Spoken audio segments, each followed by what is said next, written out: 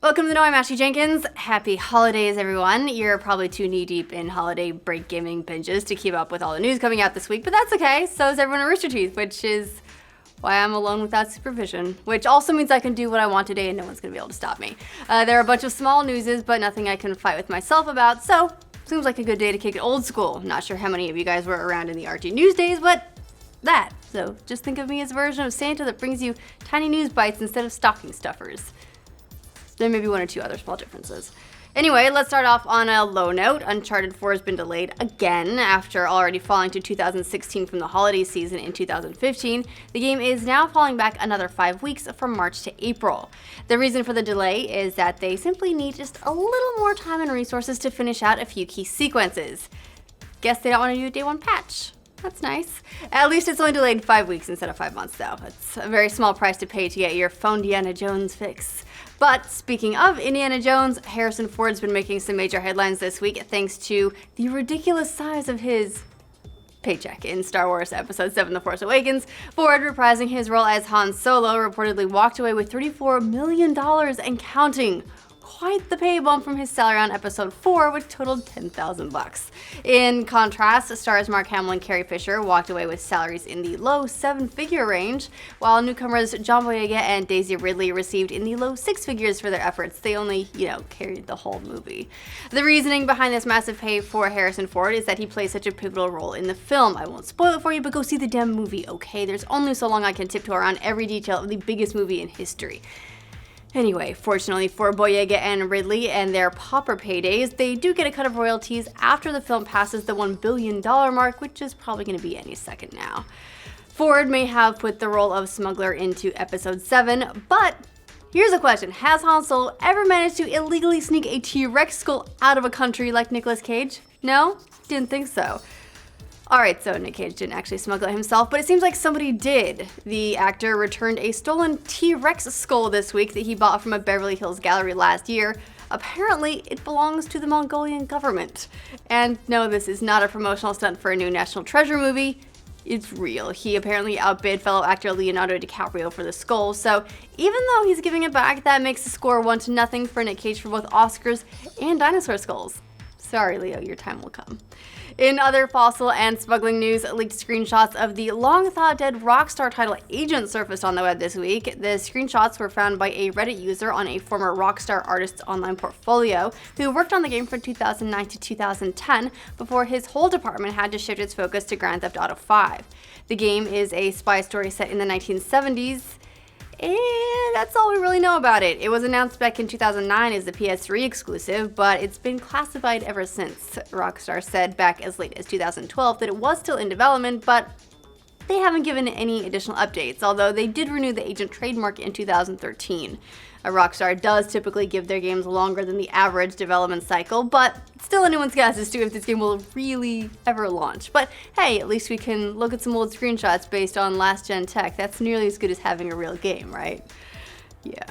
Thankfully, there are some successful launches. Elon Musk's SpaceX Falcon 9 rocket launched just fine on Monday night and landed about 10 minutes later, marking the first time a rocket successfully landed during a commercial launch.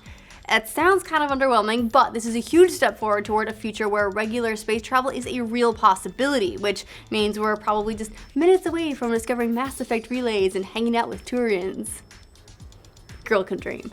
Back in June, the previous Falcon rocket had a few launch issues, malfunctioning on its way to delivering $110 million in supplies to the International Space Station and kind of getting explodey. Hopefully there weren't too many calibrations in there. Speaking of expensive failures, let's talk about the Dreamcast and the really bizarre round of rumors that hit the internet this week that Sega's launching Dreamcast 2. No, it is not true, but that didn't stop the game sites from reporting on it. Even Facebook had it listed as one of its trending topics, stating that it was reportedly in development by Sega. So, what's the actual truth? Well, there's a group of fans trying to convince Sega to develop an HD-enabled remake of the old console, and they're planning on proposing some of these ideas to Sega. Soon as Sega calls them back. I think the company has some bigger things to worry about, though. They've been lowering their financial forecast by as much as 22%, and they're still not hitting their targets. They plan to focus on making good games in 2016 to hopefully turn things around. Radical strategy, I know. So no, don't expect them to even think about hardware until they can finally make a Sonic game that doesn't stink. Baby steps. Baby steps, guys. The Dreamcast 2 may be vaporware, but hopefully VR isn't, even though none of the new VR technology that we've been talking about for the last few years has a concrete release date yet. This week brought just a little bit of hope. First, the final version of the Oculus Rift has begun shipping to developers, which will help them put the finishing touch on upcoming launch titles.